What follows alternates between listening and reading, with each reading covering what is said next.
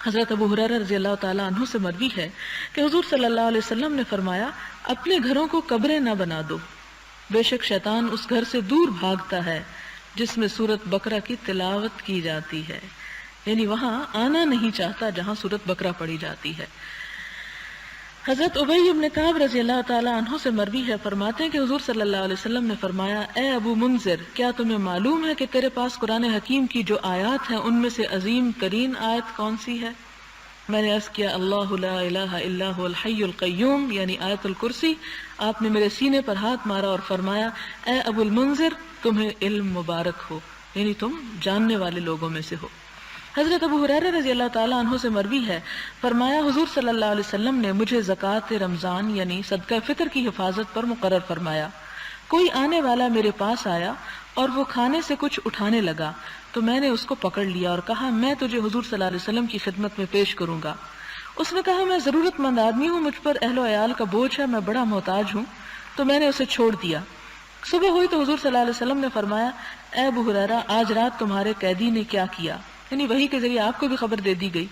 میں نے عرض کیا یا رسول اللہ صلی اللہ علیہ وسلم، اس نے حاجت مندی اور اہل و عیال کا شکوہ کیا تو میں نے اس پر رحم کرتے ہوئے اسے چھوڑ دیا۔ آپ نے فرمایا اس نے تمہارے سامنے جھوٹ بولا، آج وہ پھر آئے گا، مجھے یقین ہے کہ وہ ضرور آئے گا، کیونکہ حضور صلی اللہ علیہ وسلم نے یہ فرمایا تھا، بس میں اس کی طاق میں رہا۔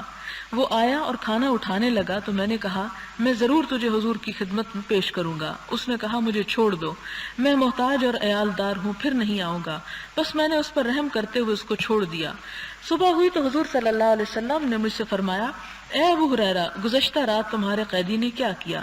میں نے عرض کیا یا رسول اللہ صلی اللہ علیہ وسلم، اس نے حاجت مندی اور اہل و عیال کا شکوہ کیا تو میں نے اس پر رحم کرتے ہوئے اسے چھوڑ دیا۔ آپ نے فرمایا اس نے تمہارے سامنے جھوٹ بولا، آج وہ پھر آئے گا۔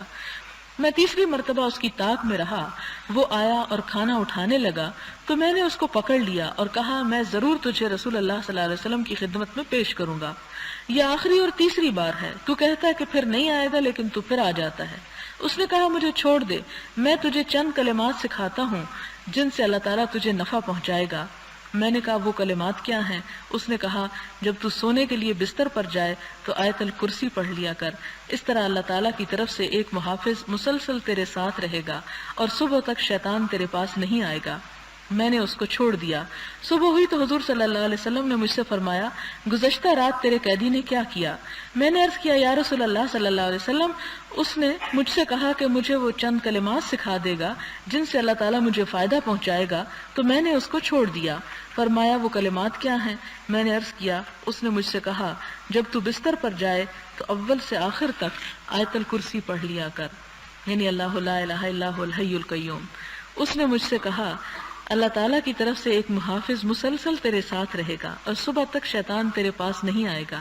حضور صلی اللہ علیہ وسلم نے فرمایا اس نے تجھ سے سچ کہا ہے حالانکہ وہ بڑا جھوٹا ہے۔ اے ابو ہریرہ، تجھے معلوم ہے کہ وہ کون تھا جس سے تو 3 دن تک باتیں کرتا رہا؟